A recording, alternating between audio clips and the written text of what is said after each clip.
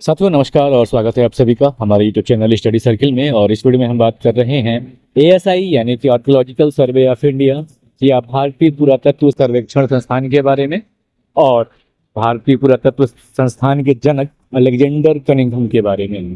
तो सबसे पहले हम बात करें अगर अलेक्जेंडर कनिंघम के बारे में, तो जिन्हें कि भारतीय पुरातत्व का जनक कहा जाता है, इन्होंने एएसआई का नेतृत्व किया और सांची और सारनाथ जैसे स्थलों का अन्वेषण किया, जिससे भारत के इतिहास के अध्ययन, संरक्षण और समझ को एक वर्तमान आकार मिला। और अगर हम बात करें अलेक्जेंडर कनिंघम की कि वो क्या थे, तो देखिए मतलब वैसे तो ये एक ब्रिटिश सेना अधिकारी थे जो बाद में पुरातत्वविद बने और इन्हें भारतीय पुरातत्व का जनक कहा जाता है। इन्होंने भारत के प्राचीन इतिहास के अध्ययन और संरक्षण में महत्वपूर्ण भूमिका निभाई।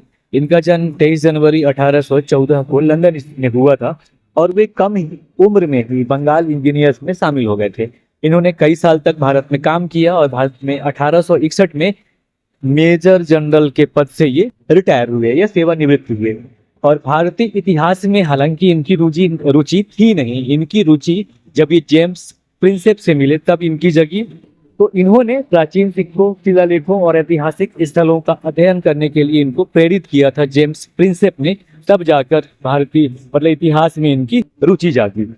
और ऐसे कंडीशन में इनके द्वारा सारनाथ और सांची जैसे प्रमुख बौद्ध स्थलों पर महत्वपूर्ण उत्खनन कार्य कराए जाते हैं। इन्होंने मूर्तियां, स्मारकों और मंदिर संरचनाओं पर सावधानी पूर्वक अध्ययन किया था।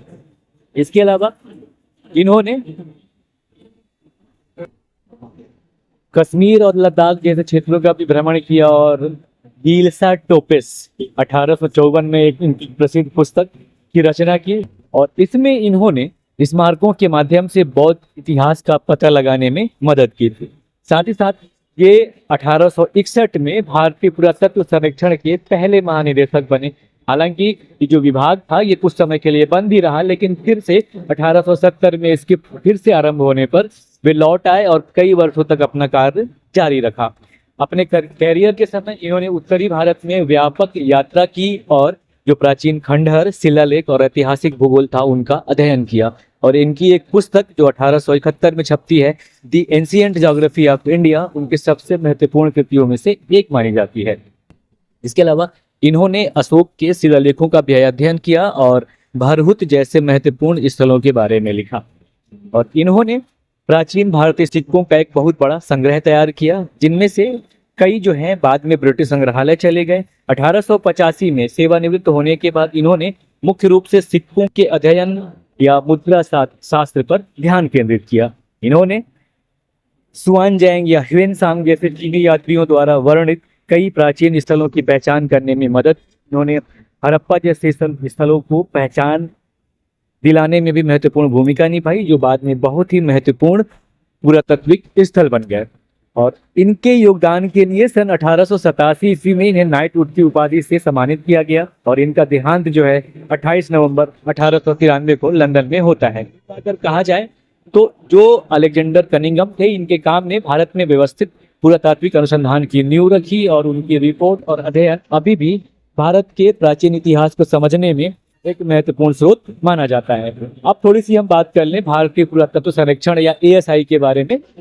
तो ये जो भारतीय पुरातत्व सर्वेक्षण है, असल में यह भारत के ऐतिहासिक स्मारकों और सांस्कृतिक विरासत के अध्ययन, संरक्षण और संवर्धन के लिए जिम्मेदार प्रमुख सरकारी संगठन है, जो हमें देश के प्राचीन अतीत को बेहतर ढंग से समझाने में मदद करता है। इसकी स्थापना 1861 में लॉर्ड कैनिंग के जब वो वायसराय थे उस समय की गई थी अलेक्जेंडर कनिंघम के द्वारा।